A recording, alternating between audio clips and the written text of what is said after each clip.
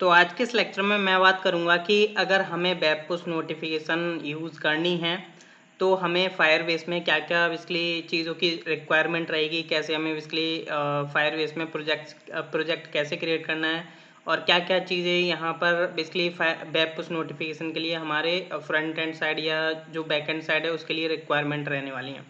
तो सबसे पहले आपको करना है क्या है, आपको अपने फायरबेस पर आ जाना है, जो भी आपका लिंक है लाइक console.firebase.google.com।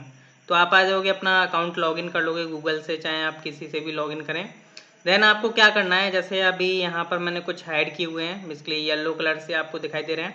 तो यहाँ पर मैंने ऑलरेडी कुछ प्रोजेक्ट्स क्रिएट किए थे, ये कुछ iOS के लिए थे, कुछ वेब के लिए थे, कुछ एंड्रॉयड के लिए थे। यहाँ पर आप देख भी पा रहे हो।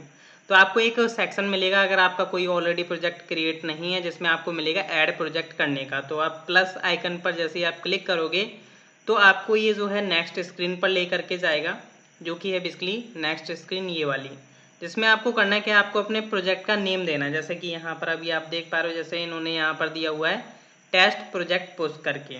अब जैसे ही आप यहाँ पर नेम दे दोगे तो यहाँ पर बेसिकली पहले तो चेक करता है ये ऑलरेडी नेम किसी और ने बनाया तो नहीं हुआ है, ठीक है। देन यहाँ पर आप क्या करोगे, कंटिन्यू करोगे। कंटिन्यू आप जैसे ही क्लिक करते हो देन आपका जो है नेक्स्ट इंटरफेस आने वाला है, वो कुछ इस तरीके से होगा, जिसमें आपको नीचे स्क्रॉल करना है। देन आपको कंटिन्यू कर देना है, जैसा कि अभी आप मेरी स्क्रीन पर देख पा रहे हो।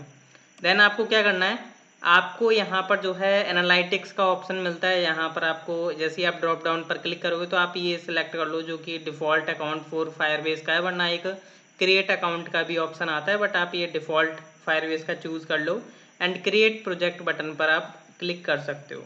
देन आपको क्या करना है, नेक्स्ट जो है आपको प्रोसेसिंग होगी, जो भी आप प्रोजेक्ट क्रिएट कर रहे हो फायरबेस में थोड़ी प्रोसेसिंग चलेगी एंड देन उसके बाद आपको कुछ इस तरीके की स्क्रीन आने वाली है।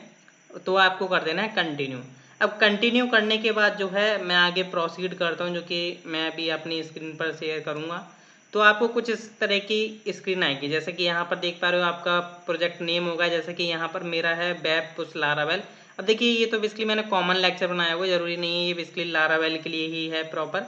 ये चाहे आप किसी में भी आप इंटीग्रेट करो, मर्न में, मीन में, चाहे लारावेल हो चाहे कोई भी हो।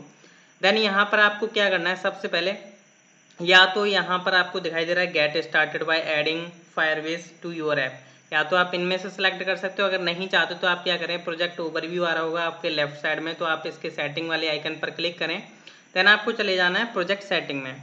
अब जैसे ही आप प्रोजेक्ट सेटिंग में चले जाओगे, जो कि हमें सबसे पहले क्या ज़रूरत पड़ने वाली है अपने उसकी वेब पुश नोटिफिकेशन के लिए, आपको क्या करना होगा, यहाँ पर जो है आपको बेसिकली आपको सिलेक्ट कर लेना है वेब के लिए। तो यहाँ पर ये आपको दिखाई दे रहा है ना, ये तो बेसिकली iOS के लिए, एंड्रॉयड के लिए, एंड ये आपका है वेब के लिए।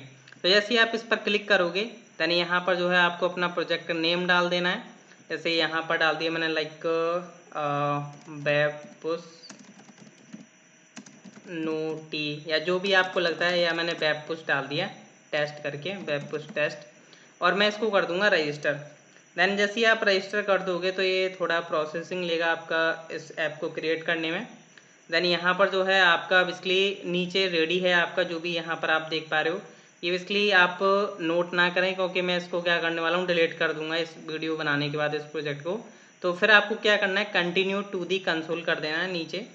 देन आप जैसे ही कंटिन्यू टू दी कैंसिल कर दोगे तो फिर आपको क्या होगा, यहाँ पर आपको नीचे आपको स्क्रॉल करके देखोगे तो यहाँ पर आपको वेब पुश जो भी मैंने नेम दिया था यहाँ पर उसका नेम आ चुका है, और आपके यहाँ पर बेसिकली ये सारी चीज़ें आ चुकी हैं। अब इनका जो यूज़ होता है वो बेसिकली आपके क्लाइंट साइड पर, मीन्स फ्रंट एंड साइड पर आपका यूज़ होने वाला होगा। तो ये चीज़ें चाहिए होंगी आपको, आपको बेसिकली क्रेडेंशियल्स तो चाहिए होंगे ना इसके लिए, ये आपका project ID, app ID, API की, ऑथ डोमेन, ठीक है।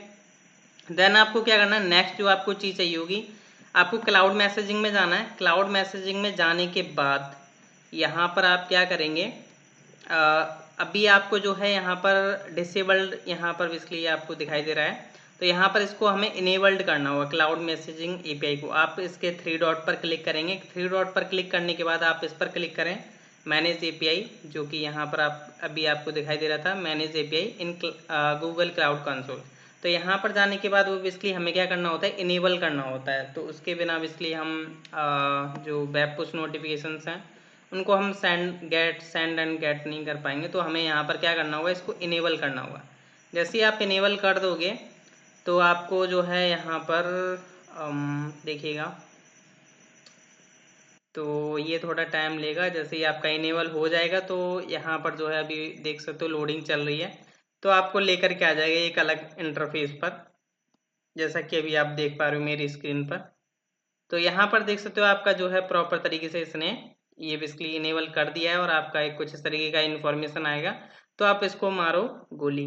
तो यहाँ पर बेसिकली आना नहीं है, यहाँ पर कुछ भी नहीं करना है। अगर आप चाहो तो यहाँ से डिसेबल कर सकते हो, बट अब आपको क्या करना है, यहाँ पर आपको मिलेगी सर्वर की। अभी यहाँ पर कोई सर्वर की एग्जिस्ट नहीं करती है। तो देखिए यहाँ पर जो सर्वर की होती है, जैसे मैं यहाँ पे रिफ्रेश करूंगा ना पेज, मेरे को सर्वर की देखने को मिल जाएगी। बट मैं यहाँ पर रिफ्रेश नहीं कर रहा हूँ, वो सर्वर की सिक्योर होती है, इसलिए मैं उसको दिखा नहीं रहा हूँ। मैं जस्ट क्या करता हूँ, वीडियो को पॉज करके रिफ्रेश करके देन आपको एक स्क्रीनशॉट में दिखाता हूँ। ठीक है, जब तक के लिए मैं इसको पॉज करता हूँ। तो जैसा कि आप देख सकते हो मैंने यहाँ पर पेज रिफ्रेश किया था, स्क्रीनशॉट कैप्चर किया था और यहाँ पर सर्वर की मेरी जनरेट हो गई थी। और यहाँ पर मेरे को सर्वर की मैंने हाइड की हुई है, मीन्स ब्लैक कलर से पेंट की हुई है।